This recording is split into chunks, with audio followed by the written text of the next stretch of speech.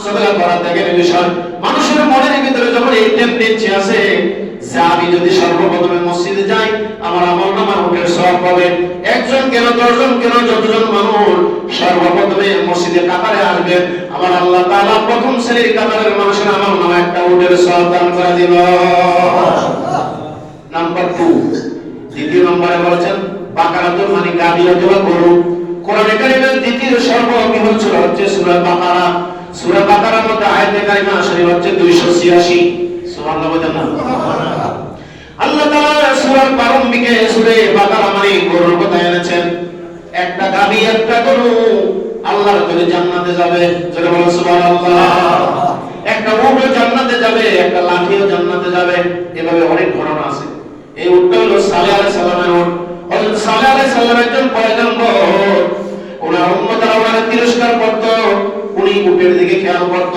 একদা ওনার উম্মতদের গিয়ে কয় সালেহ নবী তুমি যদি উট নবী হয়ে থাকো আমাদেরকে এমন একটা ম্যাজিক দেখাও, একটা জাদু দেখাও, আমাদের একটা মুজিজা দেখাও। নবীরা জাদু করে না, ম্যাজিক দেখায় না, তারা কারিশমা দেখায় না, নবীরা মুজিজা দেখানোর ক্ষমতা আমার আল্লাহ দিয়েছেন। সুবহানাল্লাহ। শরীয়তে আকায়েদ রজবী রসুবিল ফাজিল জামাতে উলামা মাদ্রাসা ডিগ্রি ক্লাসে একটা দলিলের কিতাবের নাম হচ্ছে শরীয়তে আকায়েদ রসুবী। সেই আকায়েদ রসুবী দলিলের কিতাবের মধ্যে বলা হচ্ছে কারামাতে আউলিয়া হাক্কুন, আল্লাহর ওলিদের কারামাত সত্য আর আল্লাহর নবীদের মুজিজা সত্য। জোরে বলো সুবহানাল্লাহ। যদি বিশ্বাস না করে ঈমান থাকবে না, বিশ্বাস না করে ঈমান থাকবে না। এই মুজিজা কে দিয়েছে? আল্লাহ। সালেহ আলাইহিস সালামকে ওনার উম্মতরা বলে তুমি একজন নবী, তখন তোমার আমরা নবীর সাথে মানব। বলে কি? দুইটা পাহাড় আছে, পাহাড়ের ভিতরে থেকে একটা জীবিত উট, এমনকি একটা মাদি উট আমাদেরকে বাইর করে দেখাইবা বাচ্চা সহ। সালেহ আলাইহিস সালাম আল্লাহর কাছে বলেছে উদুনি আস্তাজিব লাকুম, আল্লাহ আমি তোমারে রব হিসেবে ডাকলাম, তুমি আমার দোয়া কবুল করে নাও। বলে তো নবীদের দোয়া কবুল হবে কি হবে না? হবে। আল্লাহ পাক বলেন ওয়াইজা সালাকা ইবাদি আন্নী ফাইন্নী করিব উজিবু দাওয়াতাদ দাঈ ইযা দাআন ফালইস্তাজিবু লি ওয়ালিউমিনু বি লাআল্লাহুম ইয়ারশুদুন।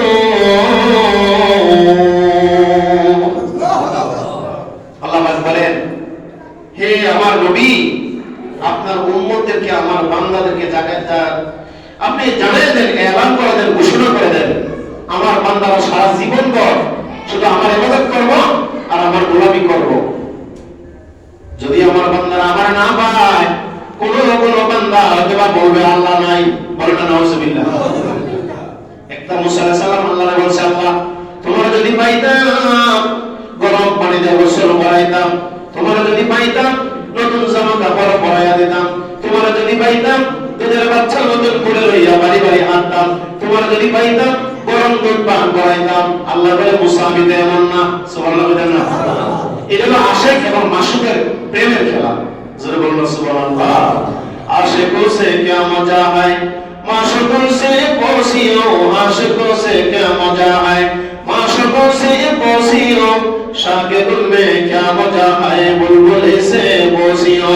আল্লাহ বলে রে মুসা যত চেষ্টা করো তোমার চোখ দিয়া দুনিয়াতে আমি আল্লাহকে দেখা সম্ভব না, একজন আমাকে দেখবে তিনি আমার নবী। জোরে বলুন সুবহানাল্লাহ। আমাদের নবী সারা আদম থেকে ঈসা নবী পর্যন্ত কেউ আল্লাহকে দেখে নাই, কিন্তু আমাদের নবী সরাসরি আমার আল্লাহর সাথে সাক্ষাৎ করেছেন। সুবহানাল্লাহ। আমরা ওই নবীর উম্মত। জোরে বলুন আলহামদুলিল্লাহ। আচ্ছা আমাদের নসিব কি ভালো আনন্দ?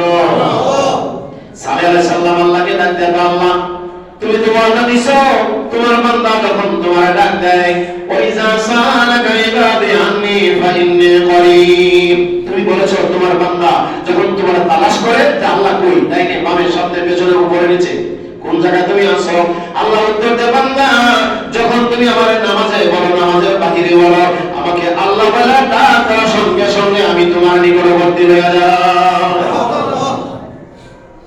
কিন্তু অথচ আর রহমান আলাল আরশ ইস্তাওয়া। সুবহানাল্লাহ।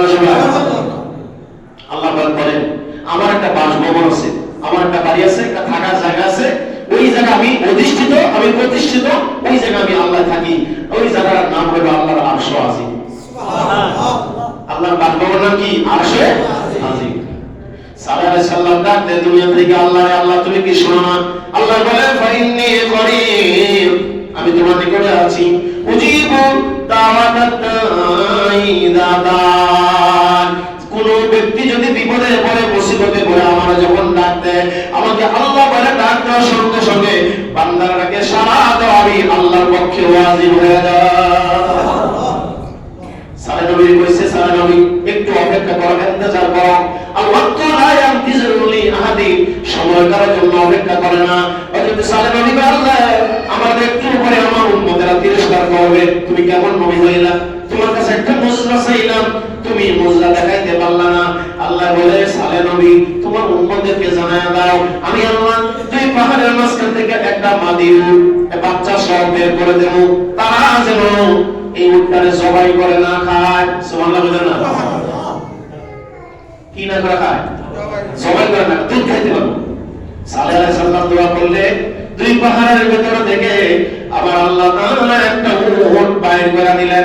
আফালা ইয়ানজুরুনা ইলাল ইবিলি কাইফা খুলিকা, আল্লাহ বলছে শুধু দেখবা, দেখা এই উট দেখে আশ্চর্য ভিতর হইবা, কেমনে পাহাড়ের ভিতর থেকে আসলো।